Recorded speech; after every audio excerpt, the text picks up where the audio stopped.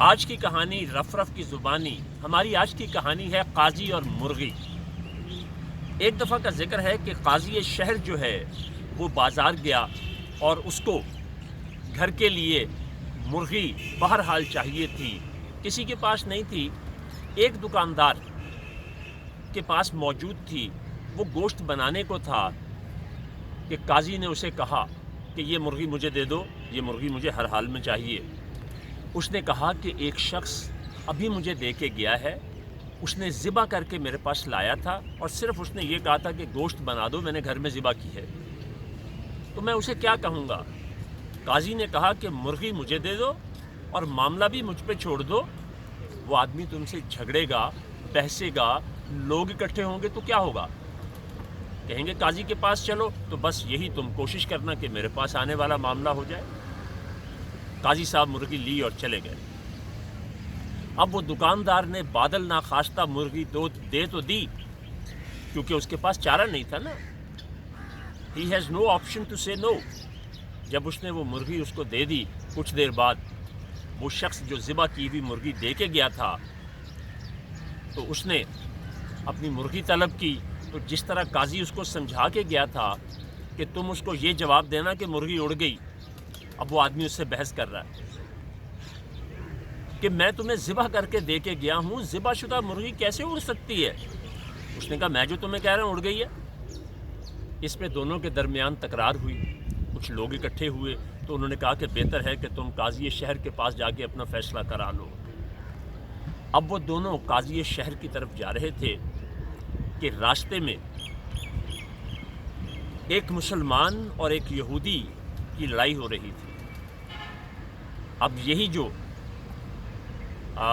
شخص تھا جس کی مرغی تھی، اس نے ان کو چھڑانا چاہا اور اس کا ہاتھ یہودی کی آنکھ میں لگا اور اس کی آنکھ ضائع ہو گئی. وہاں پھر تکرار اور لڑائی شروع ہوئی. پھر کہا قاضی کے پاس چلتے ہیں. اب وہ قاضی کے پاس جا ہی رہے تھے کہ جس راستے سے گزر رہے تھے وہاں ایک مینار پڑتا تھا اور اس مینار سے ایک شخص جو ہے وہ خودکشی کے لیے نیچے چھلانگ لگا رہا تھا. اور وہی دکاندار جب اس کے نیچے سے گزرا تو اس کے چند قدم بعد ایک اور شخص گزرا.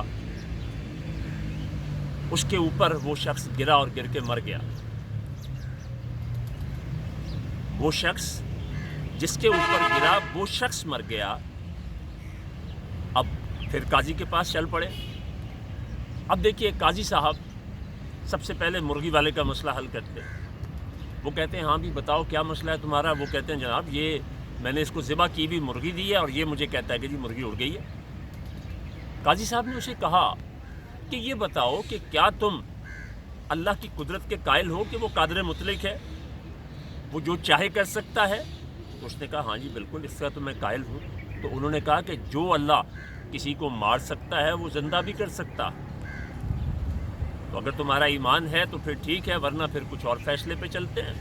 تو اس شخص نے کہا نہیں میں اپنا ایمان خراب نہیں کروں گا، ہو سکتا ہے اللہ کی اس وقت کوئی مصلحت اور قدرت ہو اور وہ اڑ گئی ہو.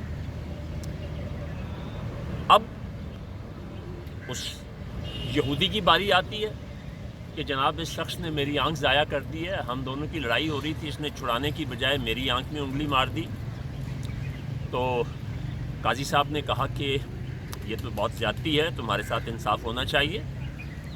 تو انہوں نے کہا کہ دیکھو اس شخص کو بلایا جس کی انگلی سے اس کی آنکھ ضائع ہوئی تھی.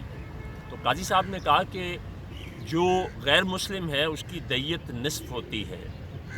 اس شخص سے کہا اس کی دوسری آنکھ بھی پھوڑ دو، اس کے بدلے میں پھر اس کی ایک پوری آنکھ جو ہے وہ نکال دی جائے گی. وہ یہودی نے کہا نہیں میں ایسے ہی ٹھیک ہوں، اور وہ معاملہ بھی ختم ہو گیا. اب تیسرا شخص آیا کہ جس کا باپ خودکشی کرنے والے شخص کی ضرب کے نیچے آ کے مر گیا تھا جبکہ وہ بچ گیا تھا. اس خودکشی کرنے والے شخص کو بھی بلایا گیا اور جس کا باپ مرا تھا اس کو بھی بلایا گیا. اس نے کہا بھی تمہارا کیا معاملہ ہے؟ اس نے کہا جی اس نے چھلانگ لگائی ہے میرے باپ کے اوپر، میرا باپ مر گیا. اس نے کہا اچھا تو یہ بھی ایک پھر زیادتی ہے، چلو تمہارے ساتھ بھی انصاف ہوگا. اب تم ایسے کرو کہ اس کے اوپر چڑھو مینار کے یہ شخص نیچے کھڑا ہوگا، تم اس کے اوپر چھلانگ لگا دینا تو تمہارے ساتھ انصاف ہو جائے گا۔ قاضی شہر کی بات سن کے وہ آدمی بڑا گھبرایا، وہ کہنے لگا جناب اگر یہ ادھر ادھر ہو گیا تو پھر کیا ہوگا؟ قاضی نے کہا یہ میرا مسئلہ نہیں ہے، تم چھلانگ لگاؤ۔ اس نے کہا نہیں جی میں اس کو اللہ کے لیے معاف کرتا ہوں، اس کی جان بھی بچ گئی۔ اب ہم یہاں دیکھ رہے ہیں کہ قاضی شہر کی ذہانت جو ہے وہ دین بھی بیچ رہا ہے، انصاف بھی بیچ رہا ہے، تو وہ اس کا مس یوز کر رہا ہے جو اللہ نے حساب دیا، اللہ نے اس کو نعمت دی ہے۔ تو ہمیں اس کہانی سے جو ایک بہت بڑا سبق ملتا ہے جو ہمیں اپنی روزمرہ زندگی میں ضرور خیال کرنا چاہیے، وہ یہ ہے کہ ہم اپنے معاملات میں اللہ نے جو فہم و دانش اور عقل دی ہے، جو بہت بڑا اللہ کا انعام ہے، اس کو اپنی ذاتی اغراض کے لیے نہیں استعمال کرنا چاہیے۔ کیونکہ بات ساری کہاں سے شروع ہوئی؟ صرف ایک مرغی کی بددیانتی پہ۔ تو بہت چھوٹے سے فائدے کے لیے کچھ لوگ ملک و قوم ملت کا کتنا بڑا نقصان کر دیتے ہیں، یہ کہانی ہمیں یہی سبق دیتی ہے۔ اللہ تبارک تعالی ہمیں ایول جینیس اور بری صحبت، بری سوچ، برے عمل سے بچائے، آمین۔